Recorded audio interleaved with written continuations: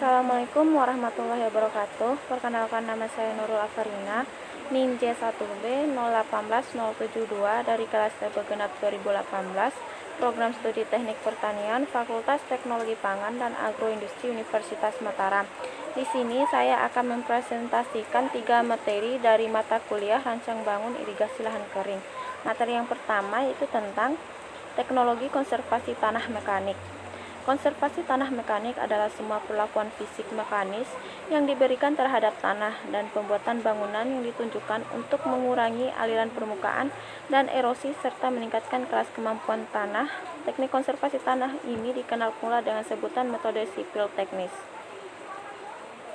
Teknik konservasi tanah mekanik ada 12. Yang pertama, teras bangku atau teras tangga, teras gelut, teras kredit, teras individu, teras kebun, rorak, mulsa vertikal, barisan batu, bendungan, dan saluran drainase.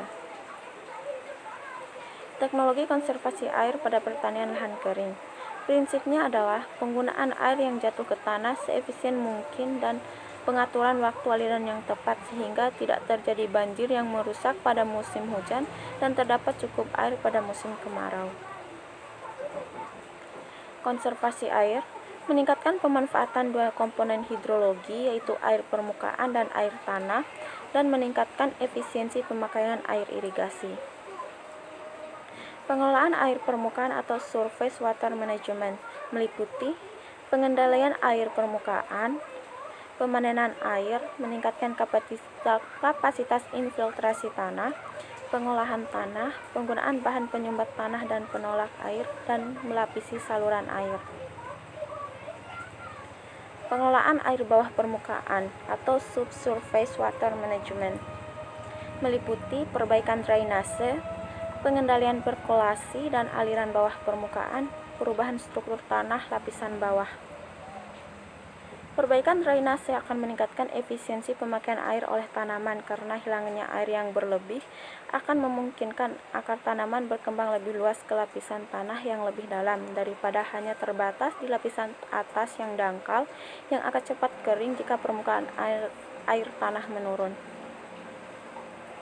Tujuan teknologi konservasi air. Pertama, untuk meningkatkan masuknya air ke dalam tanah melalui infiltrasi dan pengisian kantong-kantong air di daerah cekungan. 2. Mengurangi kehilangan air melalui evaporasi dengan cara teknik pemanenan air atau water harvesting dan teknologi pengolahan kelengasan tanah. Kemudian pengolahan tanah kering tidak semata-mata tergantung pada air hujan. Selanjutnya dapat dioptimalkan melalui pemanfaatan sumber air permukaan atau surface water maupun air tanah atau groundwater. Efisiensi penggunaan air. Banyaknya hasil yang didapat persatuan air yang digunakan yang dapat dinyatakan dalam kilogram bahan kering per meter kubik air. Dapat ditingkatkan dengan cara: pertama, mengurangi banyaknya air yang diberikan, mengurangi kebocoran saluran irigasi, meningkatkan produktivitas, pergiliran pemberian air, dan pemberian air secara terputus. Teknologi konservasi air. Teknik pemanenan air adalah tindakan menampung air hujan dan aliran permukaan untuk disalurkan ke tempat penampungan sementara atau tetap atau permanen yang sewaktu-waktu dapat digunakan untuk mengairi tanaman yang diusahakan pada saat diperlukan. Bermanfaat untuk lahan yang tidak memiliki jaringan irigasi atau sumber air bawah permukaan tanah atau groundwater. Keuntungan pemanenan air. Meningkatkan ketersediaan air bagi manusia, tanaman, dan ternak, meningkatkan intensitas tanaman, produksi, pendapat petani, dan produktivitas tenaga kerja petani, mengurangi dan mencegah bahaya banjir dan sedimentasi, dan menampung hasil sedimentasi yang dapat dikembalikan ke lahan usaha tani. Kerugian pemanenan air. Memerlukan tenaga kerja dan biaya untuk pembangunan serta pemeliharaan rutin, mengurangi luas lahan budidaya karena sebagian digunakan untuk pembuatan bangunan, dan memerlukan kerjasama di antara petani untuk pembuatan bangunan dan saluran pembuangan air.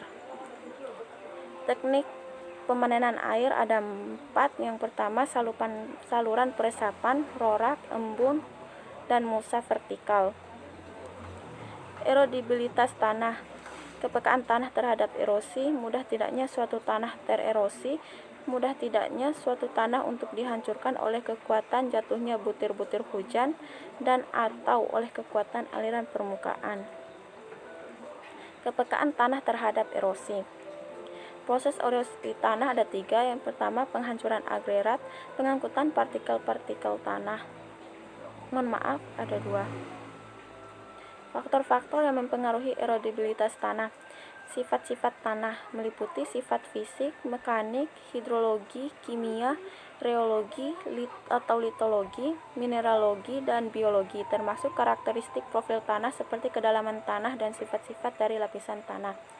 Faktor erosi lainnya yakni erosivitas, topografi, vegetasi, fauna, dan aktivitas manusia.